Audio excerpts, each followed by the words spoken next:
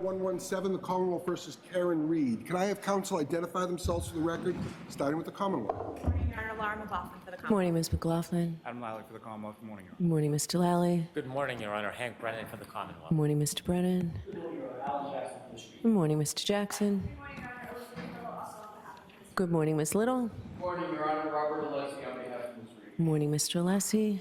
Good morning, Your Honor. David Kennedy for Karen Reed. Good morning, Mr. Yannetti. Good morning, Your Honor. Victoria George for Karen Reed. Good morning, Ms. George. Good morning, Ms. Reed.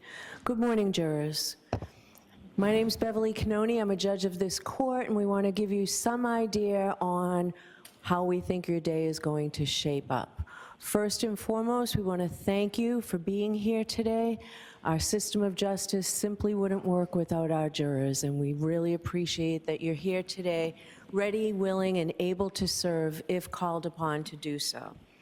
So you've heard that we're selecting a jury in a criminal case, Commonwealth versus Karen Reed. The Commonwealth alleges that at approximately 6 a.m. on the morning of January 29, 2022, the Canton Police Department received a 911 call reporting an unresponsive male party in the snow outside a residence at 34 Fairview Road in that town. Officers responded and discovered the man, later identified as John O'Keefe, off the roadway in the front lawn area. Officers identified 3 women with Mr. O'Keefe, one of whom was the defendant, Karen Reed, the girlfriend of Mr. O'Keefe.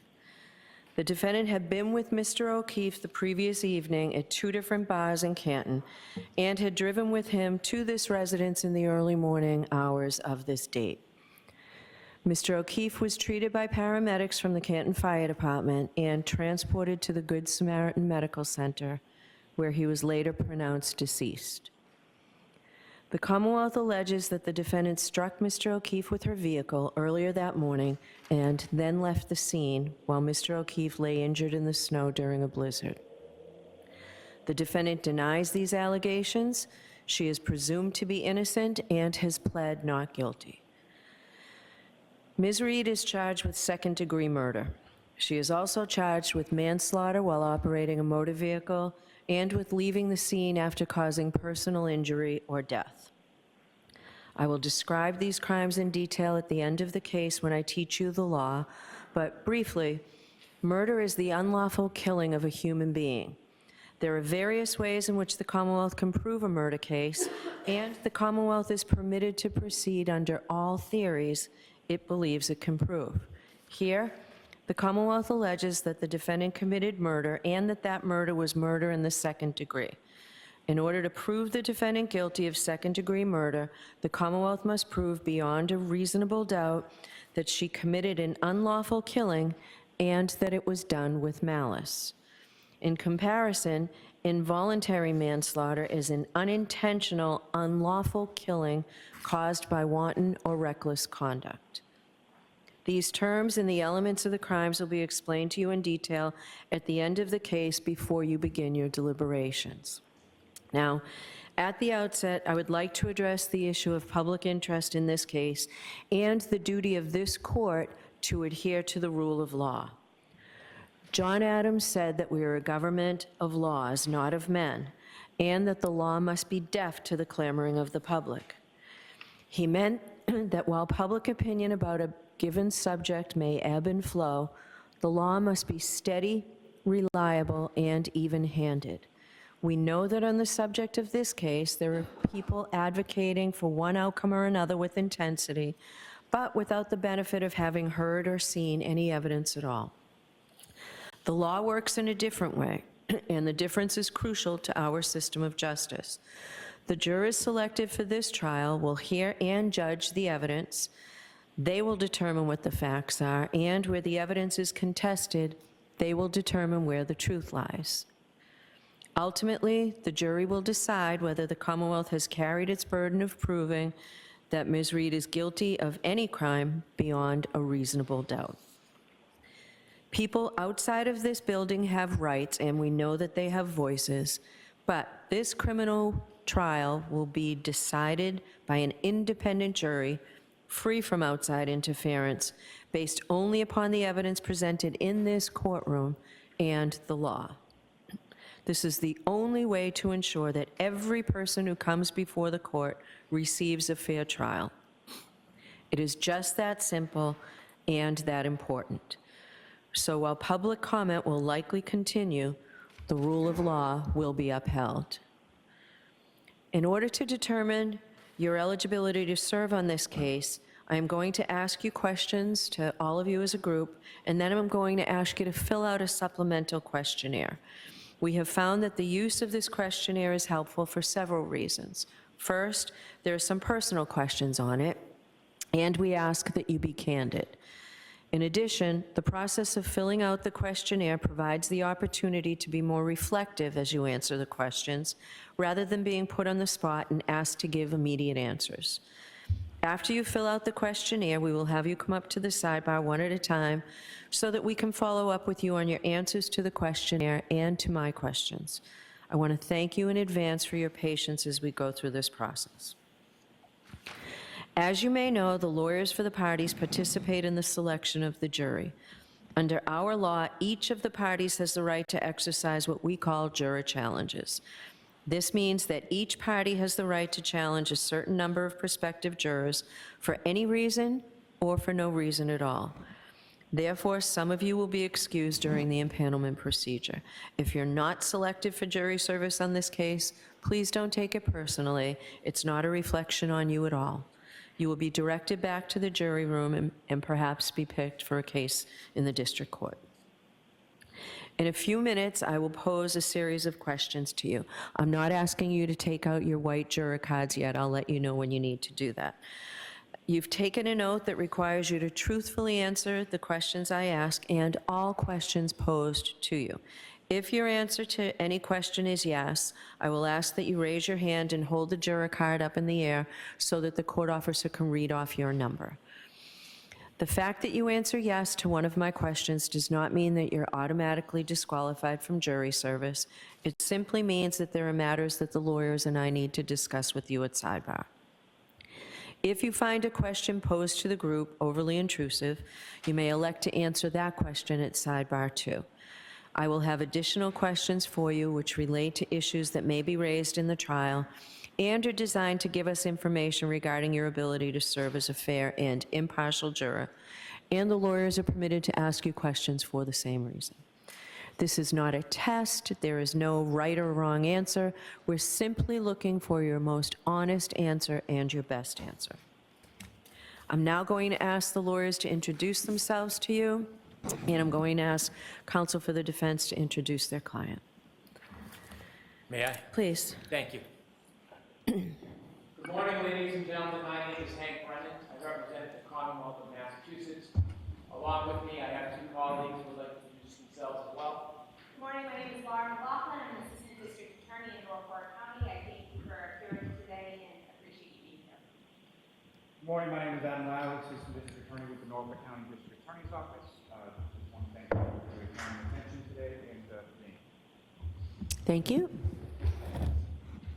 Good morning, ladies and gentlemen. My name is Alan Jackson. I have the honor and privilege of representing Ms. Karen Reed, who's standing to my right. Good morning, ladies and gentlemen. My name is Elizabeth Little, and I also have the honor of representing. Good morning. My name is Robert Alessi. I have the pleasure of representing Ms. Reed, and I thank all of you for your time in being here today. Good morning, ladies and gentlemen. My name is David Unetti. I'm an attorney with offices in Boston and right here in Dedham, and it is truly my privilege to represent Karen Reed. Good morning, everyone. My name is Victoria Juror, and I also have the privilege of representing Ms. Reed. Good morning, I'm Karen Reed. Thank you for being here. All right, thank you all. Folks, I'm going to read a very long witness list to you. I'd ask, though, that you pay close attention to it because in a little while, I'm going to ask you whether you know any of the folks or have had any prior dealings with the people whose names I read. The list is alphabetical, and it is alphabetical by first name. Aidan Kearney, who is from Jefferson, Mass. Dr. Isaac Wolf from South Miami, Florida. Alfredo Lopalato from Canton. Allison McCabe, Canton. Andre Porto, who is with the Massachusetts State Police Crime Lab. Andrew Klain from Bridgewater, Andrew Rentschler, who is a PhD from Pittsburgh, Pennsylvania, Angela Malvone from Canton, Annie Chung from Canton, Anthony Flamati, who is with the Canton Fire Department, Ashley Bell, Canton, Ashley Valaire from the Mass State Police Crime Lab, Brian Albert from Norwood, Brian Albert Jr., Boston, Brian Higgins from Sandwich, Brian Loughran from Canton, Brian Wanless, who is retired from the Canton Police Department, Bridget Meehan, who is the keeper of records in Canton, Caitlin Albert, Easton, Lieutenant Charles Ray of the Canton Police Department, Chief of Police Helena Rafferty, also from the Canton Police Department, Chris Van E., who is a PhD from Novi, Michigan, Christina Hanley from the Mass State Police, Christopher Albert, Canton, Christopher Curran, Canton, Colleen Crawford with the Norfolk County District Attorney's Office, Colin Albert, Canton, Courtney Proctor, Canton, Kurt Roberts, Canton, Daniel Whitley, who is with the Canton Fire Department, Daniel Wolf, who is a PhD from Penns Park, Pennsylvania, Derek Ellington from Wake Forest, North Carolina, Dr. Marie Russell, who's from Los Angeles, Dr. Elizabeth Lopesada, who's from Providence, Rhode Island, Elizabeth Proctor, Canton, Eric Hanlon, Canton, Erin Beatty, Canton, Erin O'Keefe from West Bridgewater, Francis Walsh, Canton Fire Department, Garrett Wing, who is from Green Cove Springs, Florida, Gary Fowler, Brockton, Gregory Woodbury from the Canton Fire Department, Gretchen Voss from Boston, Hannah Knowles from the State Police Crime Lab, Heather Maxon from Walpole, Erabito Hernandez from the Boston Police Department, Holly Price from Mountain View, California, Ian Whiffen from Vienna, Virginia, Dr. Irene Scorti-Bello, who is from the Office of the Chief Medical Examiner's Office in Massachusetts, James Crosby, who's a PhD from Jacksonville, Florida, Janet Reed, Dighton, Jason Becker from the Canton Fire Department, Jean DeMoulis, Canton, Jennifer McCabe, Canton, Jessica Hyde from Bridgeport, New York, John O'Keefe, Sr., who is from Braintree, Judson Welcher, who's a PhD with a company called Aperture LLC, Julie Albert, Canton, Julie Nagel, Canton, Dr. Justin Rice from South Weymouth. There are 2 juveniles in this case who live in Canton. Their initials for the first juvenile is KF, and the initials of the second juvenile is PF. Caitlin Boudreau, Raynham, Karina Kolakithis from Canton, Katie Camarano, Canton, Katie McLaughlin from the Canton Fire Department, the keeper of records for Ring from Hawthorne, California, Kerry Curran, Canton, Kerry Roberts, Canton, Kevin Albert, Canton, Kevin O'Hara from the Massachusetts State Police, Lance Mello from the Mass State Police Crime Lab, Laura Sullivan, Pembroke, Laurie Cahill, Worcester, Leslie Pearlstein, Canton, Lieutenant Michael Lank from the Canton Police Department, Louis Jutras, Canton, Lieutenant Brian Tully from the Mass State Police, Lieutenant John Fanning from the Mass State Police, Lieutenant Paul Gallagher from the Canton Police, Maggie Gaffney from Bonita Springs, Florida, Mark Lopalato, Canton, Margaret O'Keefe from Canton, Marietta Sullivan, Pembroke, Mary Souza, Dighton, Matthew Amory, Canton,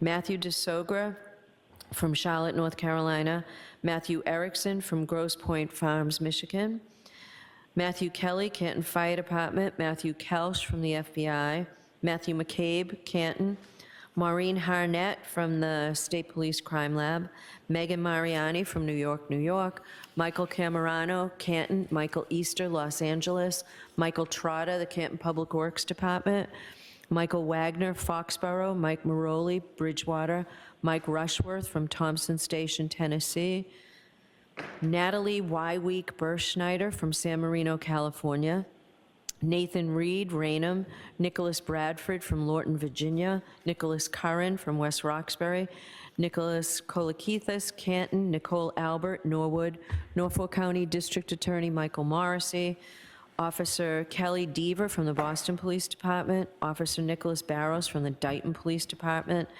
Patrick Haggerty, Somerset, Mass. Paul Makowski, Melrose. Paul O'Keefe, Canton. Rebecca Bison, Canton. Rebecca Trayers from Norfolk, Mass. Dr. Renee Stonebridge, who is also with the Office of the Chief Medical Examiner, and she works in Boston. Richard Green from St. Pete Beach, Florida. Richard Donatino from Canton. Robert Gilman, Hull. Ryan Nagel, Canton. Sarah Levinson, Canton. Sergeant Brian Gallerini from the Needham Police Department. Sergeant Sean Good from the Canton Police Department. Sergeant Paul DGM Petro from Canton Police Department. Sergeant Yuri Buchanan from the Mass State Police. Shannon Burgess from South Lake, Texas. Cheryl Waugh, Canton. Sophie Herzan from the Mass State Police Crime Lab. Stephanie Devlin, also from the Crime Lab. Stephen Mullaney, Canton Police Department. Steve Nelson, the Norfolk County DA's office. Stephen Bernstein, who is a keeper of the records in Stoughton. Stephen Ridge from the Boston Police Department. Stephen Seraph, Canton Police. Stephen Scanlon from West Roxbury. Terry Kuhn from Davis, California. Tess Chart from Lorton, Virginia. Thomas Beatty, Canton. Thomas Kelleher, Canton. Thomas Martin, Weymouth. Timothy Nuttall, who is with the Canton Fire Department. Tristan Morris, Easton. The following people are with the Massachusetts State Police: Trooper Connor Keefe, Trooper David DeChico, Trooper Evan Brent, Trooper Jeffrey Koskowski, Trooper Joseph Paul, Trooper Kathleen Prince, Trooper Michael Proctor, Trooper Nicholas Garino, Trooper Zachary Clark. Wendell Robery from Canton, and William Reed from North Dykeman. So, those are a lot of names, a lot of witnesses. Again, not everyone will be called as a witness, but you will likely at least hear something about these folks or hear their names mentioned. So it's clear this is going to be a long trial. We're in the process of impaneling a jury. We don't know how much longer that's going to take. The lawyers tell me that once we actually start with the evidence, the case should take probably 6 to 8 weeks. That is a good faith estimate. We do our best to keep everything on track. At the end of every day, I will tell the jurors where we are, if we are on track, ahead of schedule, or behind schedule.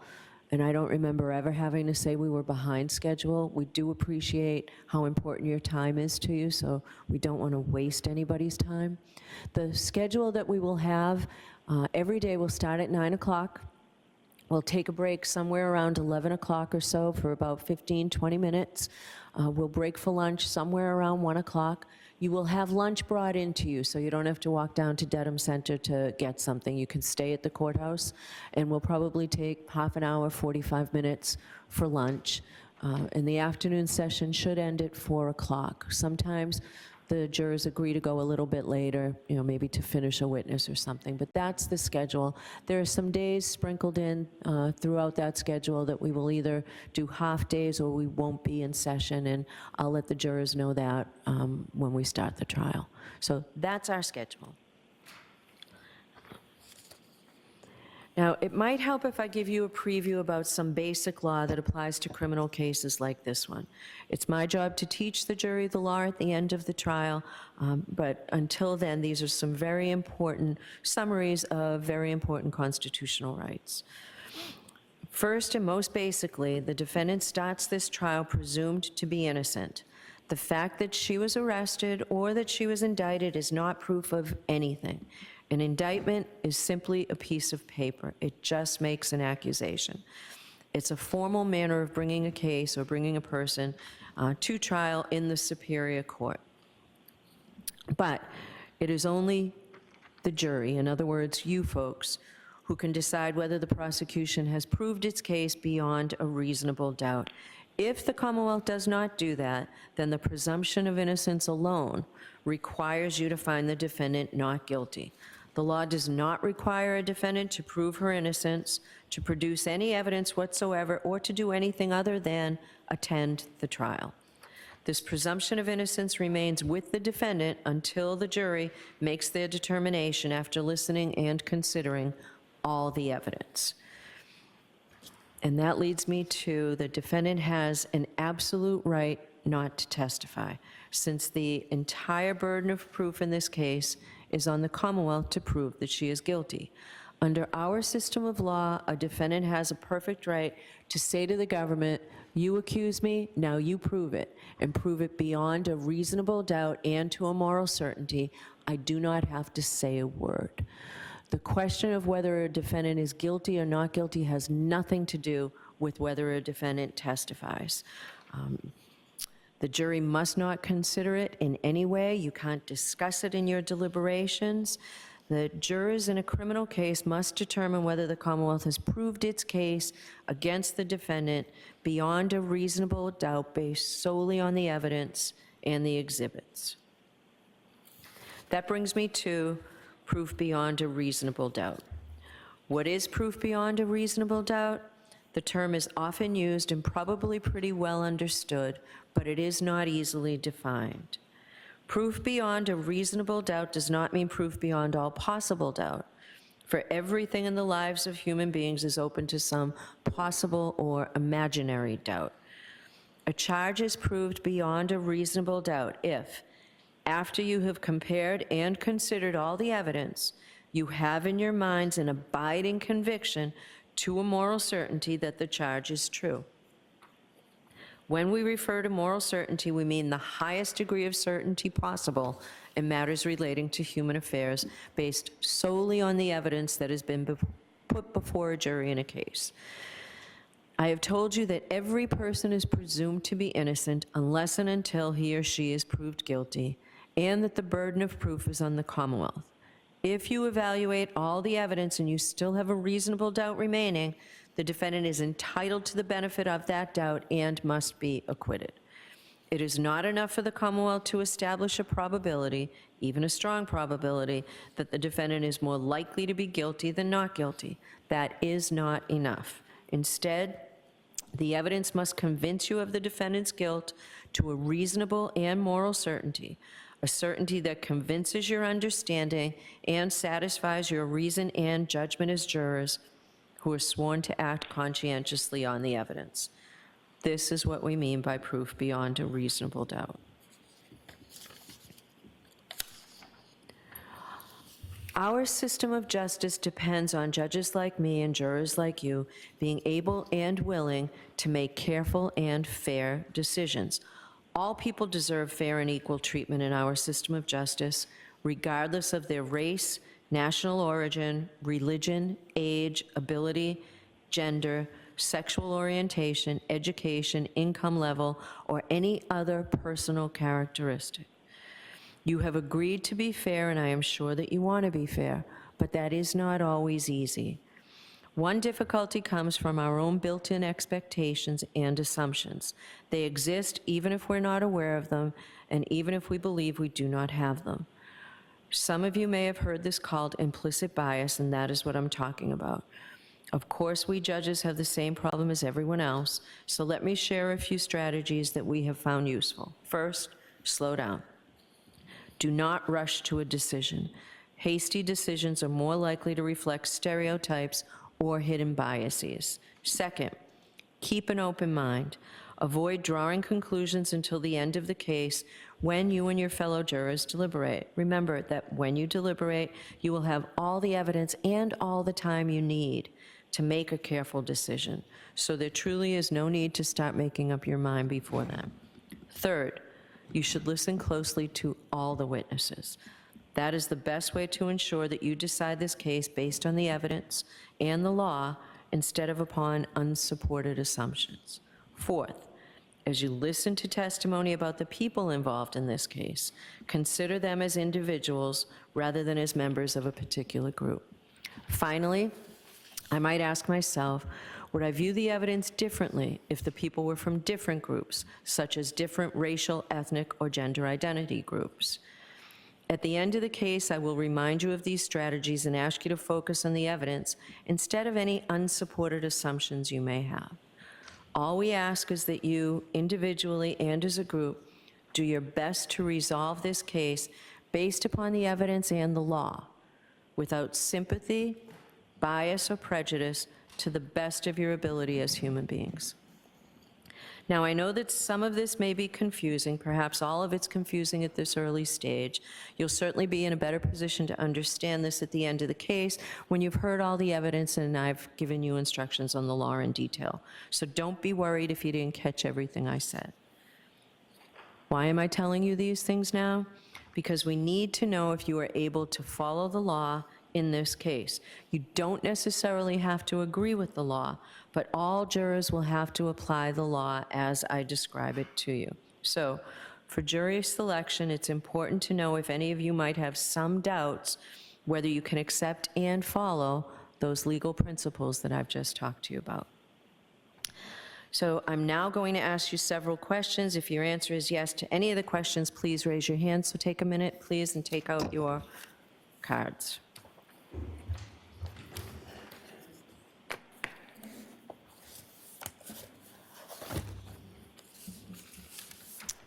Now, before we begin, I understand that sometimes jurors do not fill out the juror questionnaires completely. Sometimes we're in a hurry to get those questionnaires back in, or we might think that our situation doesn't apply to the question that's being asked. So if you know now that maybe you didn't complete the questionnaire fully, please let us know when you come to sidebar.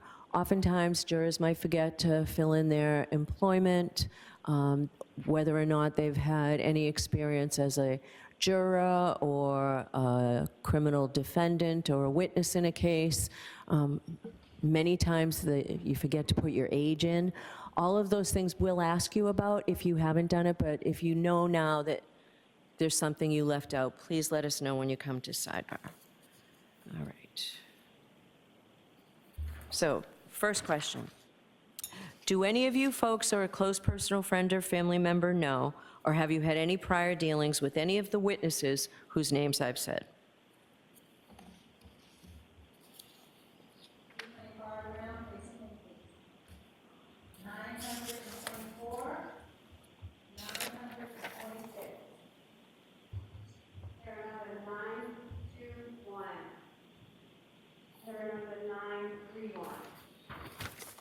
Okay, thank you. Do any of you folks or a close personal friend or family member know, or have you had any prior dealings with the lawyers in this case or with the Norfolk County District Attorney's Office? Juror number 921, juror number 931. Thank you. Do any of you folks or a close personal friend or family member have any financial or other personal interest whatsoever in this case or its outcome?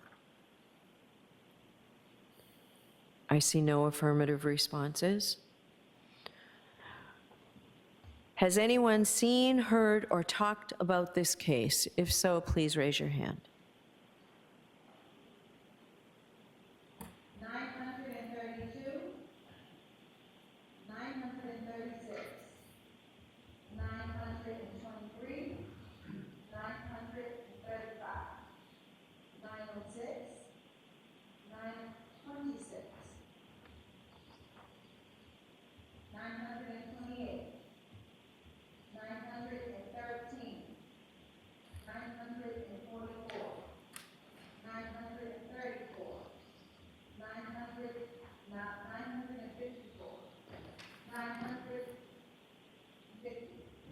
946, 955, 904, 915, 926, and 939.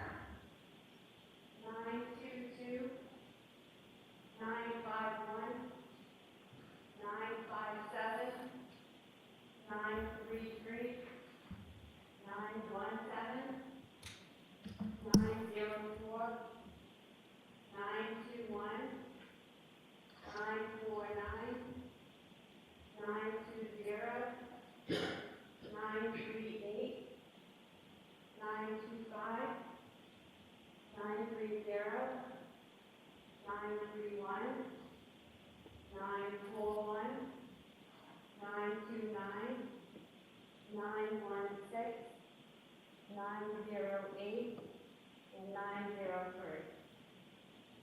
All right. Thank you.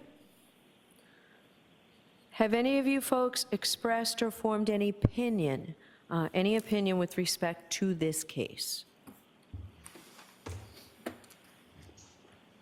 936, 935, 928, 913, 944, 954, 924, 939, 915, 940, 955, 946, and 950.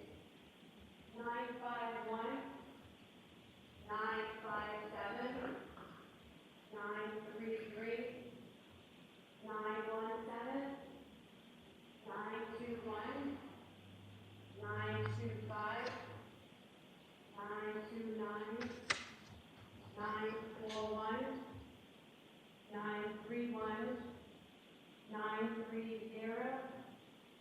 916, and 908. All right, thank you.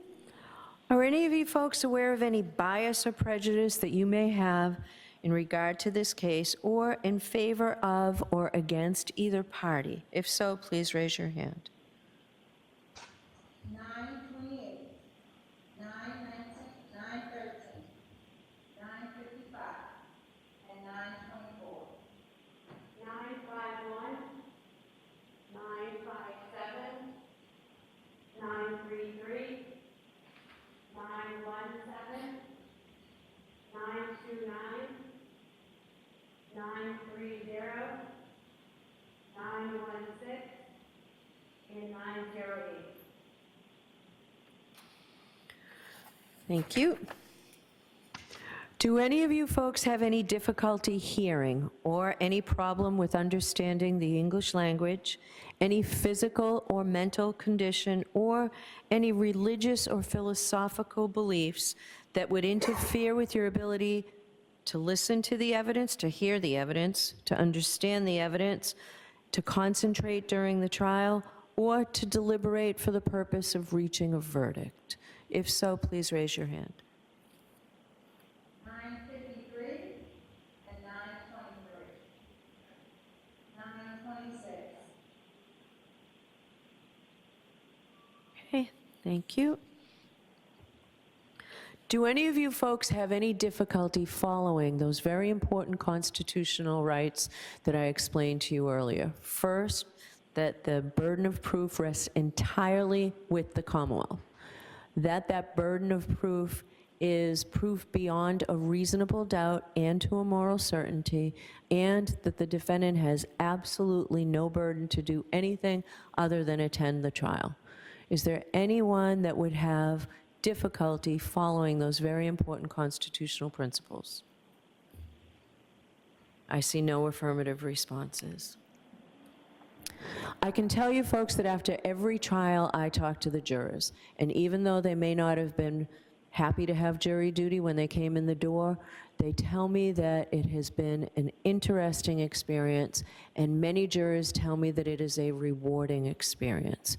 But I understand that for some of you folks, given the schedule of this case, serving on this jury may be an undue hardship.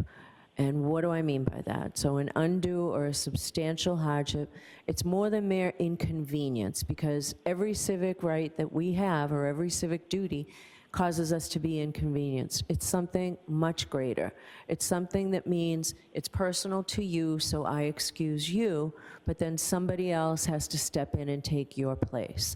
I generally think of it in terms of you have surgery or airline tickets scheduled during the course of this trial, but I will listen to anyone who thinks that serving on this jury would be a substantial hardship. If that's you, please raise your hand. 928, 913, 944, 923, 950, 953, 946, 940, and 939. 951, 933, 949, 925, 919, 929, 941, 930, and 908. Okay, thank you. So I am going to leave the bench in a minute to give you a chance to fill out those supplemental questionnaires. I ask that you not talk to any about those questionnaires. Nothing about any questions or comments or concerns you might have about jury duty, either generally or in this case in particular. If you do have any questions about your jury duty, you can ask me when you come to sidebar. So thank you very much. All rise for the court, please.